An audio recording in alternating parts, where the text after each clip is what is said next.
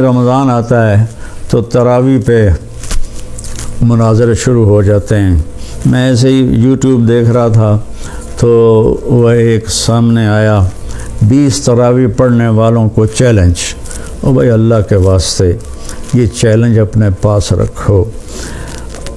حضرت عمر رضی اللہ تعالیٰ عنہ نے 8 تراویح کا بھی حکم دیا ہے، صحیح حدیث ہے، اور آپ نے 20 تراویح کا 3 وتر کے ساتھ حکم دیا ہے، صحیح حدیث ہے۔ کوئی اس پہ عمل کر لیتا ہے، کوئی اس پہ عمل کر لیتا ہے، دونوں ٹھیک ہیں۔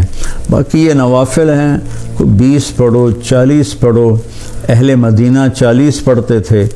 یہ تراویح کا لفظ کہاں سے آیا کہ اہل مکہ 4 رکعت پڑھتے تھے، پھر 1 طواف کرتے تھے۔ ترویح کہتے ہیں تھوڑی دیر کے آرام کو، پھر 4 رکعت پڑھ کے اور 1 طواف کرتے تھے، تو اس طرح ان کو تھوڑا آرام بھی ہو جاتا تھا، پھر آگے شروع ہو جاتے تھے۔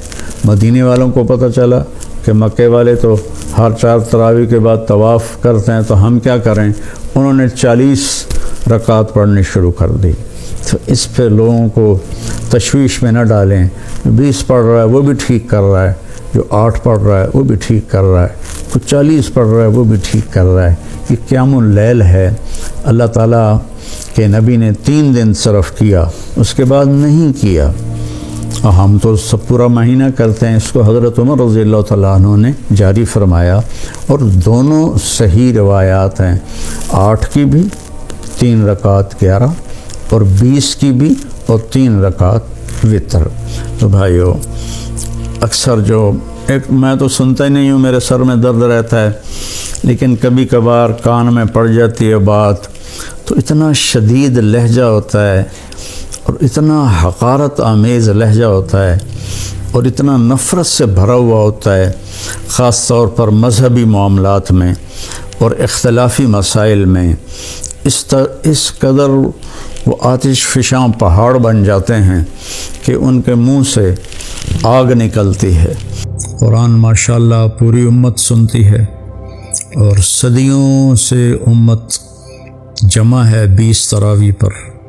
حضرت عمر کے زمانے سے لے کر آج تک امت کا بہت بڑا طبقہ 20 تراویح پڑھ رہا ہے۔ جن دوستوں کو کوئی عذر نہ ہو اور کوئی تھکاوٹ بیماری نہ ہو تو وہ 20 پڑھیں۔ بہت سے لوگ 8 پڑھ کے باہر نکل جاتے ہیں تو وہ اپنا نقصان کرتے ہیں۔ میں یہ نہیں کہہ رہا کہ انہیں گناہ ہوگا، میں یہ کہہ رہا ہوں کہ انہیں نقصان بہت بڑا ہوگا کہ انہوں نے 24 سجدے انہوں نے ضائع کر دیے، جو بعد میں انہوں نے 12 رکعت میں پڑھنے تھے، اور وتر کے سجدے بھی باجماعت ضائع کر دیے۔ تو نوجوانوں سے، صحت مند لوگوں سے میری گزارش ہے کہ امت کا عمل 20 پہ رہا ہے، 20 پڑھنے کی ہمت فرمائیں۔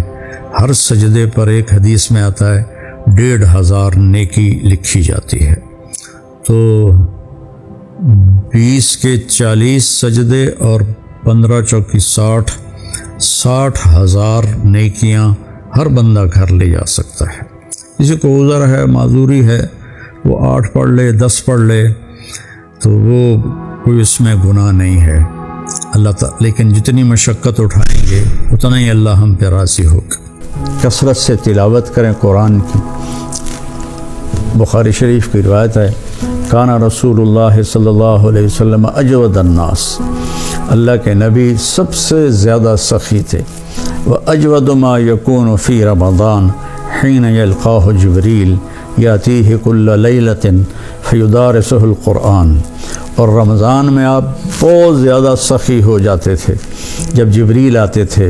روزانہ رات کو آپ جبریل کے ساتھ قرآن کا دور فرماتے تھے۔ تو یہ واحد نبی ہیں جن کے پاس اتنی کثرت سے جبریل تشریف لائے، ہر رات تشریف لاتے تھے۔ میرے نبی کو 9 رمضان ملے، تو ہر رات کو، اور آخری رمضان میں 2 دفعہ آتے تھے، 2 دفعہ قرآن کا دور ہوا آپ کا جبریل کے ساتھ، اور فرمایا وَلَا رسول اللہ صلی اللہ علیہ وسلم اجود بالخیر من رمضان من الریح المرسلہ، کہ اللہ کے نبی رمضان میں جبریل کے ملنے پر تیز ہوا سے بھی زیادہ آپ کی سخاوت ہوتی تھی۔ تو میں مالداروں سے کہتا ہوں سخی بنیں، صرف زکوٰۃ دے کے مطمئن نہ ہوں، زکوٰۃ سے اوپر بھی خرچ کریں، اللہ آپ کا رزق بڑھائے گا۔ اللہ مجھے آپ کو توفیق نصیب فرمائے۔ السلام علیکم ورحمۃ اللہ وبرکاتہ۔